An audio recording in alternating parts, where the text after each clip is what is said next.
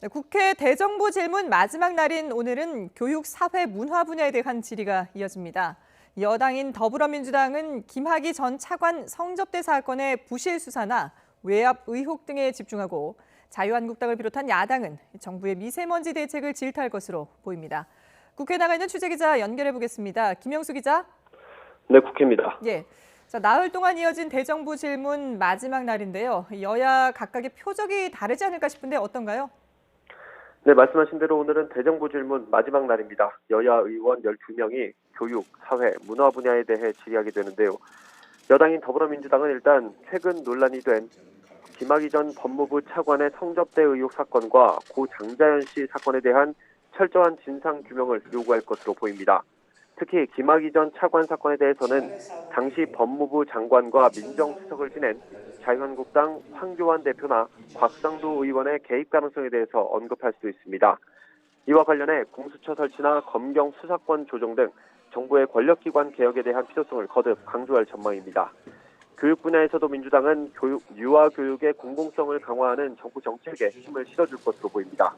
자유한국당은 정부의 미세먼지 정책에 파상 공세를 예고하고 있습니다. 최악의 미세먼지 사태에 대한 정부의 부실한 대책을 집중적으로 추궁하고 실효성 있는 방안 마련을 촉구할 전망입니다. 미세먼지 사태에 덧붙여 탈원전 정책에 대한 재검토 필요성도 재차 주장할 예정입니다. 부실 수사에 경찰 유착 의혹까지 번지고 있는 버닝썬 사건에 대해서는 여야 할 것 없이 철저한 수사를 촉구할 것으로 보입니다. 자, 어제부터 공식 선거 운동이 시작된 4.3 재보선 얘기도 한번 해보죠. 일단 창원 성산 지역구의 진보 진영의 단일화가 상당히 관심인데요. 진행 상황이 어떻습니까? 네, 창원 성산의 민주당 권민호 후보와 정의당 여영국 후보는 단일화 룰을 정하기 위해 막바지 협상을 벌이고 있습니다. 어제도 밤 늦게까지 협상을 이어갔지만 아직 결론은 내지 못하고 있는데요. 양쪽 모두 단일화 필요성에는 공감하고 있고 투표용지가 인쇄되는 25일 전에는 단일 후보가 결정돼야 효과가 있는 만큼 시기상 오늘 중에는 최종 합의가 이뤄질 가능성이 큽니다. 이에 맞서는 자유한국당은 창원에 전진기지를 마련한 황교안 대표를 중심으로 지원 유세를 이어갑니다.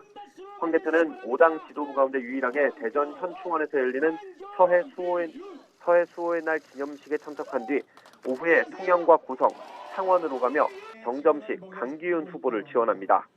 연일 지원 유세에 나서고 있는 바른미래당 손학규 대표도 창원 일정을 소화하면서 이재환 후보의 지지를 호소할 계획입니다. 이른바 미니 선거지만 진보 정치 1번지인 창원이 포함되어 있는 데다 황교안 대표 취임 뒤 첫 선거인 만큼 4.3 재보선 열기는 갈수록 뜨거워질 전망입니다. 지금까지 국회에서 전해드렸습니다.